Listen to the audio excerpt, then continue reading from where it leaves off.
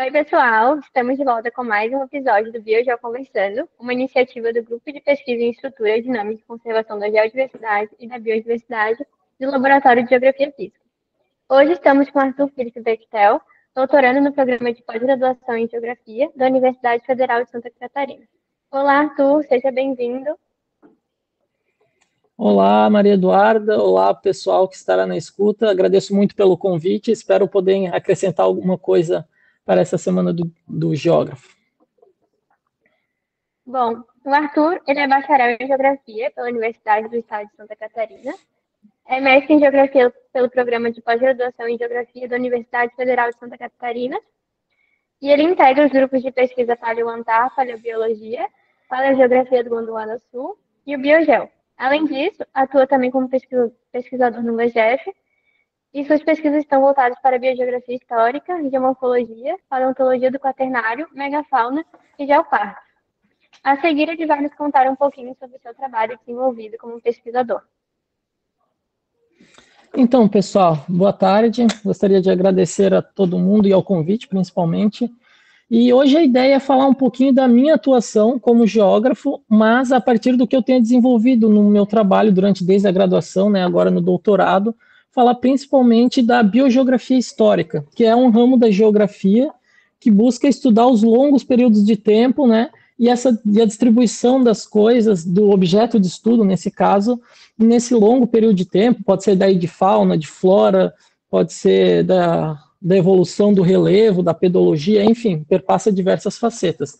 Em específico, como eu tenho um trabalho mais voltado para paleontologia, para a fauna, eu vou utilizar esses ramos para explicar um pouquinho do que eu tenho feito.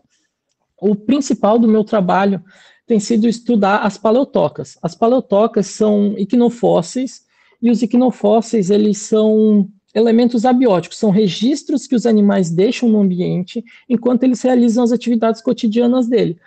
No caso, as paleotocas são um iquinofóssil do gênero Domiquinia, que tem relação com ambientes de moradia permanentes ou temporários. Então, o geral da minha pesquisa tem sido utilizar essas indicações indiretas de evidência desses animais no ambiente para tentar entender por que eles se apropriavam desses ambientes, da forma que eles se apropriavam do ambiente, né, desses últimos 2 ou 3 milhões de anos até os últimos 11 mil anos, mais ou menos. Algumas datações já botam eles mais perto, né, mais próximo dos 7, 8 mil anos, mas a gente discute isso um pouquinho depois. E tem sido isso que eu tenho desenvolvido principalmente na minha pesquisa.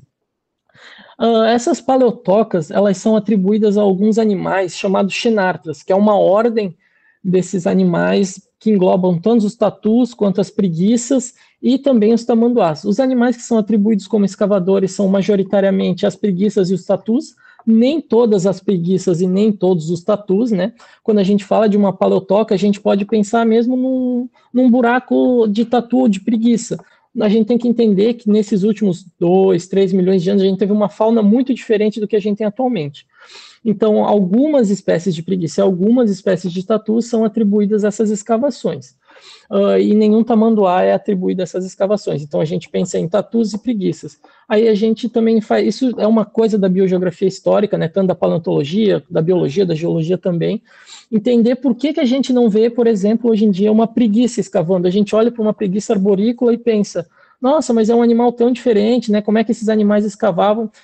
Então, essa é uma das coisas que a gente tem esse enfoque, entender que os animais, eles se diferenciam, né, o processo de especiação, os processos daí simpátricos, alopátricos, que vão criar essa especiação de animais muito semelhantes, né, que a gente pode incluir no mesmo gênero, na mesma família, espécies semelhantes, mas que possuem um nicho ecológico muito diferente. Então, os tatus hoje ainda escavam. Então, é um animal que tem uma função ambiental análoga aos tatus atuais que não foram extintos. No entanto, as preguiças não. E isso já é o suficiente para começar a pensar o que aconteceu no ambiente nos últimos milhões de anos que propiciaram preguiças escavarem, que propiciaram os tatus escavar, mas que hoje em dia esses animais estão extintos. Quando a gente tem, recentemente, né, as pesquisas sobre as paleotocas estão começando, estão cada dia evoluindo mais, e daí é com isso novas respostas, né, principalmente muito enfocadas na geologia e na biologia, e a gente, pelo olhar do geógrafo, a gente busca a distribuição delas, onde elas estão, por que que elas estão ali, qual que é o fator abiótico, né, sem vida, que facilitou ou que propiciou a preservação dessas paleotocas. E é importante salientar que quando eu falo uma paleotoca, a gente tem que entender que é um túnel grande, né, é um buraco de tatu de preguiça mesmo, que pode atingir mais de 200 metros. A maioria tem menos de 30 metros, mas podem atingir 200 metros de comprimento, 3 ou 4 metros de altura, 3 a 4 metros de largura. Então, são túneis realmente grandes, né? E que, se for analisar a quantidade de metro cúbico de material que esses animais tiveram que revolver, é uma quantidade grande de dispêndio de energia que eles utilizavam para utilizar como ambiente ou um local de proteção contra outros animais carnívoros de maior porte também. Então, a natureza, ela trabalha com uma questão de balanço de energia, vamos dizer assim. Então, a gente constrói as nossas casas porque é mais simples do que se abrigar das intempéries e vai nos trazer mais benefícios do que ficar ao relento. Então, a gente acredita que para os animais funcione da mesma forma. Esse dispêndio de energia para fazer uma paleotoca provavelmente tinha algum valor para eles, tanto no quesito de proteção, reprodução, e é por isso que aventa-se que esses animais escavavam. Estima-se que essas paleotocas tenham sido escavadas nos últimos 2 ou 3 milhões de anos até um período atual, que a gente entra aqui no início do Holoceno, que é o último período do final da Era do Gelo, que a gente chama. Essa Era do Gelo mesmo, que foi representada no filme da Era do Gelo 1 e 2, né? E os outros já daí se perde um pouquinho. Quando a gente realmente tinha um ambiente de clima mais frio, né, em média 3 a 5 graus, numa média geral. Então, o sul do Brasil, o sul da América do Sul, era bem mais gelado do que a gente conhece atualmente, e esses ambientes mais gelados geralmente propiciam animais de maior porte também. Então, por isso que ocorreu muito provável essa coevolução entre o tamanho dos animais e a escavação das paleotocas. Esse tamanho desses animais, é importante salientar também, a gente chama esses animais de megafauna, porque eles são animais maiores mesmo. Então, a gente fala de uma preguiça do tamanho de um elefante, né? A espécie Megatherium, Eremotherium, podia atingir talvez 5 ou 6 toneladas. O tatu do tamanho de um carro popular. Então, e os outros animais também eram maiores, né? Esses animais, numa média, eram maiores de peso mesmo, né? De tamanho, largura, altura, do que a gente tem atualmente. Muitas dessas espécies foram extintas também nos últimos 1000 anos. Ainda existe um debate na academia quanto ao que levou a essa extinção. Tem estado bastante em pauta agora, principalmente com essas empresas tentando clonar, né, ou reviver animais extintos. Então, mas isso é assunto para outro tópico também. E eu tenho estudado essas paleotocas principalmente no estado de Santa Catarina. Santa Catarina é um ambiente, aí voltando já para a parte da geografia e da geologia, é um ambiente que não tem muitas rochas sedimentares aflorando, né? E se tem, são depósitos sedimentares mais recentes aqui do litoral e também dessa planície costeira que faz divisa com a Serra do Mar. E não são ambientes muito propícios para sedimentação de fósseis. Então, a gente não encontra muitos fósseis desses animais, né? Então, mas, por exemplo, no Rio Grande do Sul, osso de megafauna é muito comum, muito comum. No entanto, a gente encontra diversas paleotocas aqui, ou seja, mesmo na ausência, né, de fósseis corporais, que são o principal indicativo da presença ou da ausência de algum animal, a partir desses iquinofósseis, as paleotocas, a gente consegue inferir que alguns animais estiveram presentes aqui e por um certo período de tempo, tendo em vista que o dispêndio energético para criar uma paleotoca não era pequeno. A presença desses animais, ela também sucinta, né, levanta outros questionamentos. Geralmente a gente não espera encontrar um animal do porte de um elefante, né? Pensemos numa preguiça ou num tatu de maior porte dentro de uma floresta fechada. Os animais maiores geralmente vivem em ambientes mais abertos, uma savana, uma estepe. Então isso nos induz também a saber que essa região do sul de Santa Catarina tinha uma vegetação já diferente. Isso também vai com a relação diretamente do clima, né? O clima, por ser um pouco mais frio também, essas vegetações de maior porte necessitam de um padrão de chuvas um pouco maior. Então, a gente já sabe também daí, junto com outras ciências, a palinologia, que estuda os pólens, né, a ciência, a questão da pedologia também, que dá para observar a quantidade de intemperismo no solo, também auxiliam a gente a entender que num período recente, o sul do Brasil passou por uma grande mudança da composição da fauna, da composição de flora também, e também da parte climática, ou seja, esses três tópicos juntos mudaram muito num período muito recente. E eu observo isso através dessas paleotocas. No estado de Santa Catarina, assim, o trabalho está em fase inicial, mas já se sabe que existem paleotocas desde o oeste de Santa Catarina, em litologias de basaltos intemperizados até arenitos da formação Botucatu, mas aqui em direção às serras, né, que é onde esse arenito aflora, mas também ocorrem algumas outras litologias que a gente ainda está começando a pesquisar. Existem também paleotocas em outros estados, né, principalmente no Paraná, Rio Grande do Sul, na Argentina, né, falando de outros países, no Paraguai, possivelmente, e em São Paulo se fala em algumas paleotocas também, ainda sem muito afinco, né, nessa informação, e em Minas Gerais também no quadrilátero ferrífero. Ou seja, a gente consegue observar que elas estão mais distribuídas ao redor do centro-sul da América do Sul. E aí, apesar de ter na Argentina e no Rio Grande do Sul, até o momento não se conhece nenhuma paleotoca no Uruguai. O motivo também não se sabe ainda. Então, essa questão da distribuição delas ainda fica um pouco em aberto. Recentemente, né, no ano passado, como parte da minha dissertação de mestrado, nós publicamos 2 artigos, vão estar linkados ali embaixo, caso queiram acessar. O primeiro, já trabalhando dentro dessa temática, né, que é o proposta de classificação de paleotocas a partir das fisionomias externas e externas, se eu não me engano, a gente faz uma proposição mesmo de tentar observar a geografia, as paleotocas de uma distribuição externa mesmo dela, da forma onde ela está localizada. Mas por que isso? Majoritariamente, quem tem descrito as paleotocas tem sido geólogos e biólogos, que têm se preocupado mais com os animais e mais com a forma da paleotoca, com litologia em si, do que do local dela. E está tudo bem, a gente está falando aqui de geografia, e a geografia tem outros enfoques. O foco do estudo pode ser o mesmo, mas a forma que a gente observa vai ser diferente.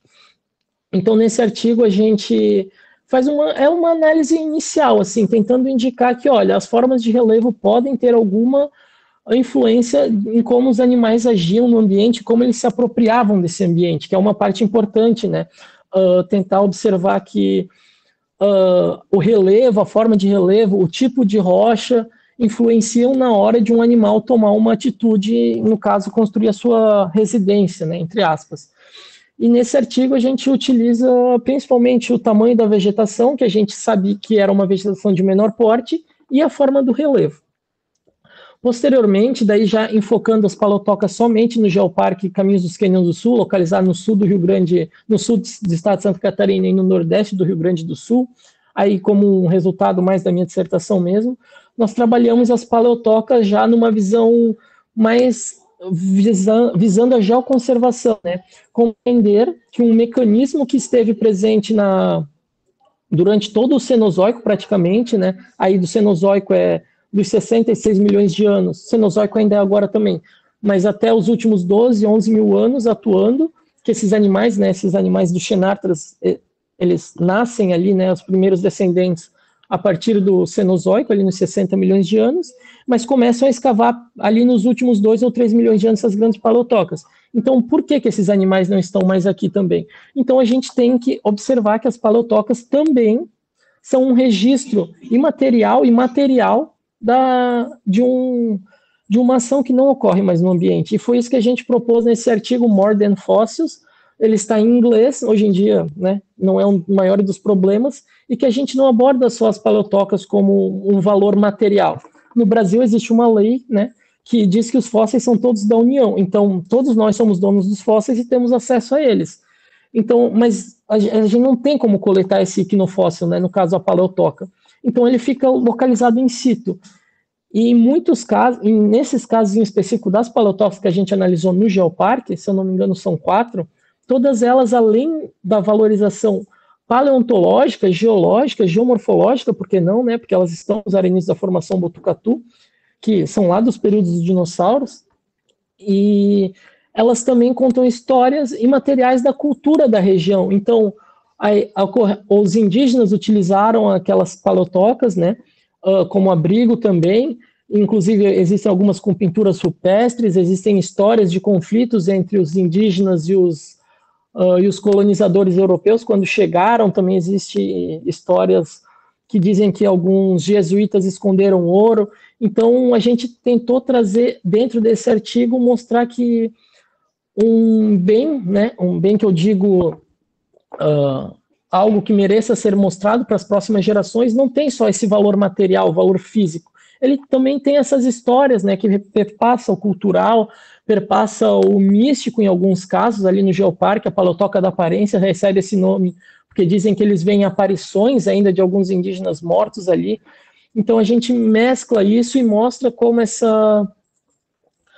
paleotocas têm essa questão de ser um equinofóssil, que dá para ser estudado como um fóssil propriamente dito, mas também tem esse valor imaterial, que é muito importante, né? Não esquecer disso. E aí as paleotocas têm essa questão incrível que junta os dois muito bem, além de poder ser possível acessar caminhando, né? Dentro é um túnel muito grande, então tu observa em uma paleotoca mudanças climáticas, porque infere-se que esses animais eram animais de ambientes mais abertos. Tu observa uma fauna, o registro de uma fauna que não está mais presente no ambiente, mas também tu tem a parte da interação da utilização desses ambientes por seres humanos, né, por indígenas e pelos colonizadores, juntando, né, algo que aconteceu aqui no Brasil, que foi essa disputa por terras no século XVII, XVIII, XIX e XX, enfim. Por fim, eu acho que é isso que eu tenho a dizer, né? Eu trabalho nessa área, nessa interface muito interessante entre a geografia e de como a geografia tem se apropriado, não se apropriar de outras áreas, né? Porque a ciência basicamente é estudar o mesmo objeto a partir de uma visão diferente. O meu caminho desde a graduação tem sido mais trabalhar com animais, agora mais um pouquinho com fósseis, mas sempre dentro desse caminho da biogeografia histórica, tentando compreender os períodos mais longínquos, né, do que a geografia pode oferecer, nessa interface tão interessante que é a geomorfologia interagindo com os animais interagindo com a geomorfologia, e de como isso tudo pode afetar essa distribuição no território de Santa Catarina por enquanto, né? Mas esperamos que a gente possa descobrir por que não tem paleotocas no Uruguai um dia, por que na Argentina elas têm outra conformação e são um pouquinho menores, por que elas não estão tão distribuídas em alguns outros lugares. E tudo isso, eu creio que a geografia tem sim essa possibilidade de auxiliar, né? Porque todo pesquisador tem que se auxiliar para resolver as nossas dúvidas e depois repassar isso para a comunidade para a gente compreender de onde é que o nosso mundo veio, como é que ele era, como é que ele é atualmente e, claro, para onde é que estamos indo, tendo em vista que atualmente estamos aqui e estamos todos juntos nesse barco. Acho que eu tenho para falar isso. Muito obrigado a todos. Espero ter contribuído um pouquinho. Fico aberto a perguntas também, estou sempre interessado em responder, ajudar quem tiver interesse nesse tema. Ficarei sempre aberto a questões. Muito obrigado. Parabéns, Arthur, nós te agradecemos. Obrigada pela sua disponibilidade, pela sua contribuição. Foi muito bom estar aqui com a gente hoje. Obrigada a todos que assistiram até aqui. Mais informações estarão na descrição do grupo, o currículo do Arthur também. E é isso, até o próximo Bio Já Conversando.